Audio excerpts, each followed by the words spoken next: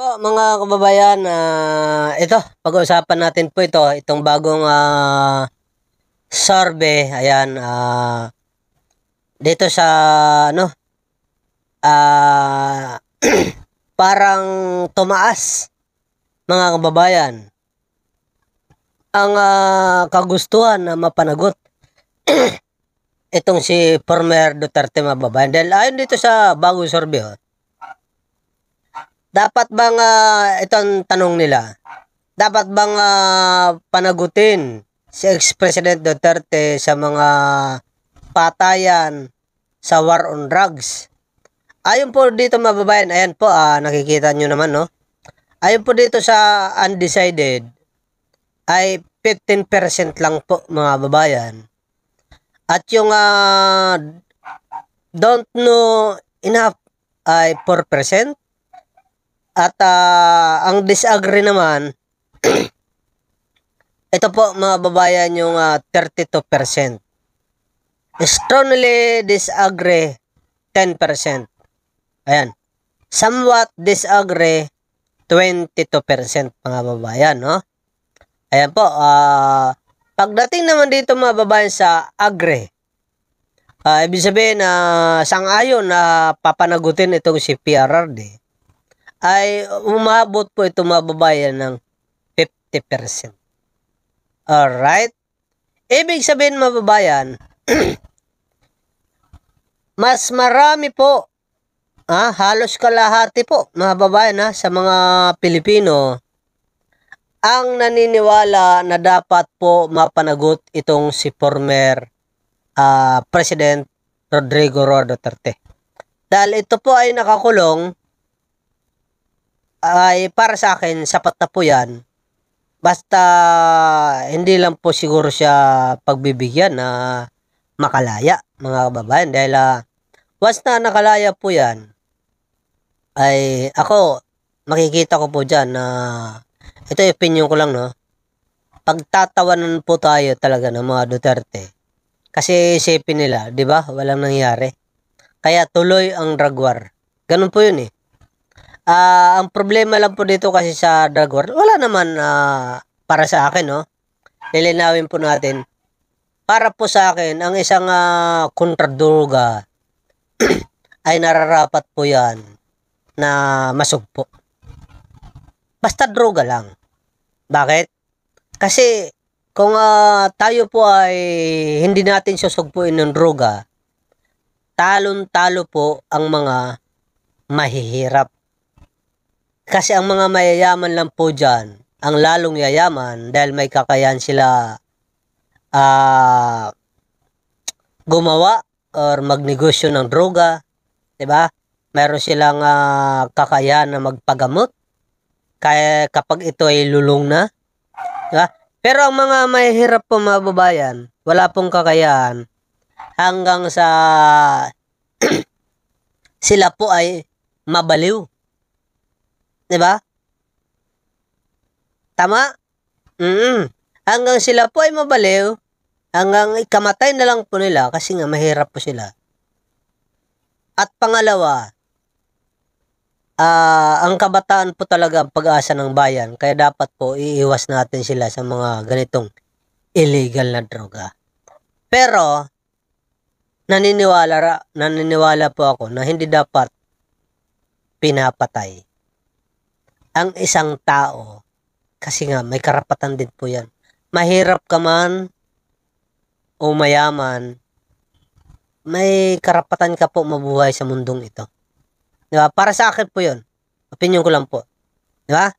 Ngayon, dahil itong survey na to ay bagong-bago po mga babayan, ay kasama po ako dyan sa sang-ayon na papanagutin si PRRD. Pero alagaan po dapat ito sa loob ng kulungan. Na wag naman pabayaan, 'di ba? Ako naniniwala ako na hindi naman talaga pinababayaan ito. 'Di ba? Kaya hahaba pa ang buhay ni PRRD. Yun lang po yun mga babayan. Itong 32% naman na disagree, ito po yung mga DDS. ito po yung mga nananawagan na palayain si former Duterte dahil ito po ay may edad na, di ba? Ito po ay may sakit na, ginagamit po nila yan. Siyempre, kapanipaniwala naman talaga na magkakaroon na ng sakit yan kasi nga, 80 years old na po eh. Di ba? Lalo-lalo na nung kabataan ni PRRD, inaamin naman niya na siya ay talagang lasinggo, 'di ba? Mabisyo sa yuse, at kung ano-ano pa, babae, 'di ba? Kaya sa edad na 80 years old, talagang babagsak po ang kanyang katawan diyan, mga kababayan. Dahil nga ng mga panahon ng mga bata pa siya, ay inabuso niya na ang kanyang katawan. 'Di ba? Ito po 'yun ng mga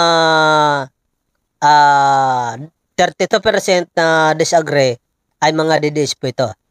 Halimbawa, kung itong 15% na undecided ay sasang-ayon dito sa 50%, ay papalo po ito ng 65% ang naniniwala.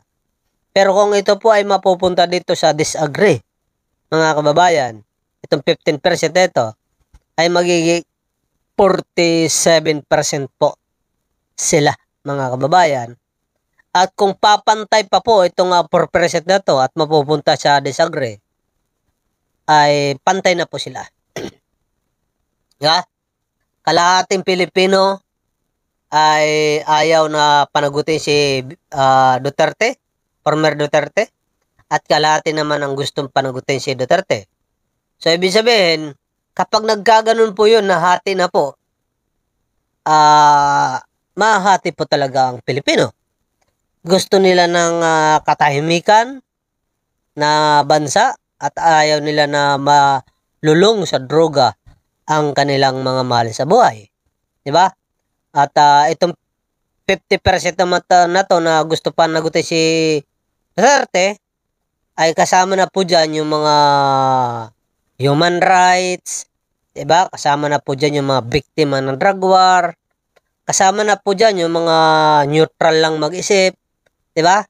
Yun po yun, mga babayan. Kaya nahati po, mga babayan. Buti na lang ay undecided at saka don't know enough para sa 4% mga babayan, at 32 lang po ang hindi sang-ayon na papanagutin si former Rodrigo Duterte dito sa mga drug war.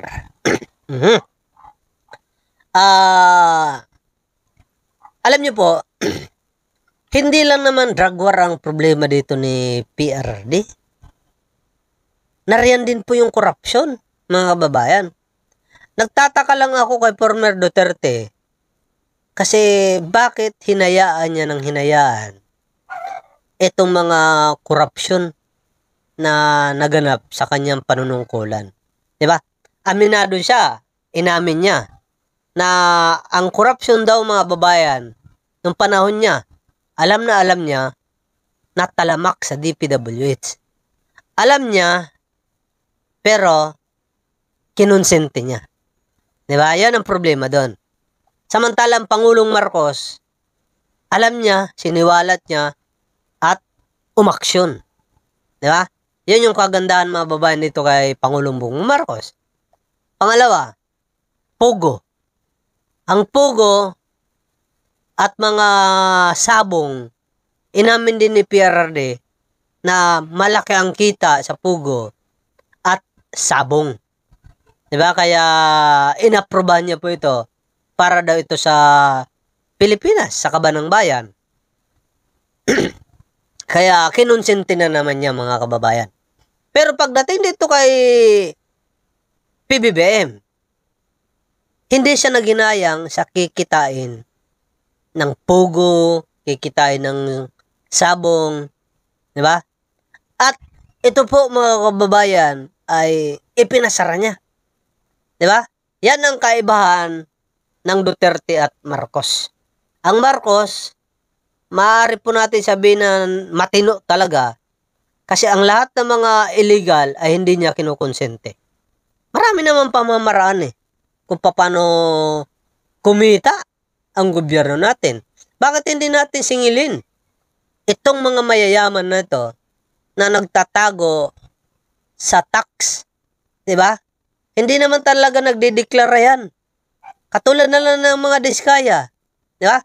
Ilang mga luxury cars ba ang inano ni Diskaya na hindi sila nag-tax. Ayun mismo dito sa BOC. 'Di ba? Halos sa 27 luxury cars. Oh, ganun po karami. Hindi lang naman si Diskaya ang mayaman diyan. Mga politiko. 'Di ba? Yung mga politiko na 'yan.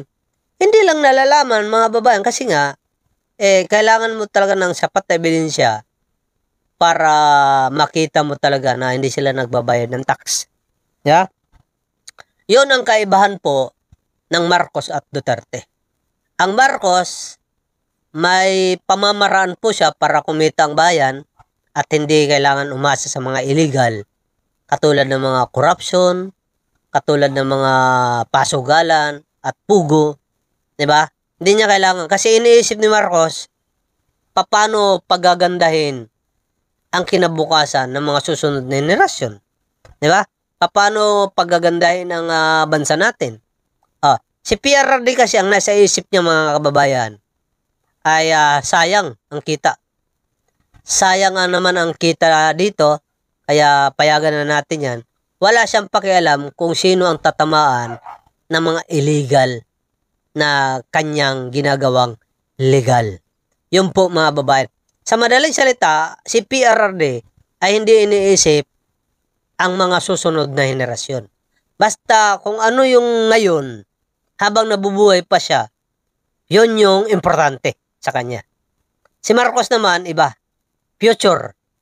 Kinabukasan ng kanyang mga anak, kinabukasan ng mga susunod na henerasyon. Yun ang kaibahan ni PBBM at ni Duterte. Diba? Malayo. Sobrang layo po mga babayan. Milya-milya ang layo. Diba?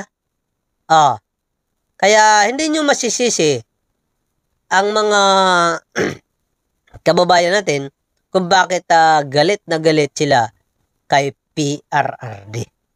At ito na nga yun. 50% ang naniniwala na itong si PRRD ay nararapat na parusahan dahil sa kanyang ginawang drug war.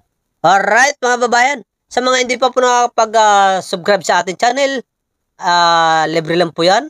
I-click nyo lang po yung subscribe button at i-click yung notification bell. At syempre, paki-share at like na rin po ng ating video dito. Mga babayan, itong video nito para po, syempre, sa inyong pagsuporta. Thank you so much po sa inyo lahat. Mabuhay ang bagong Pilipinas!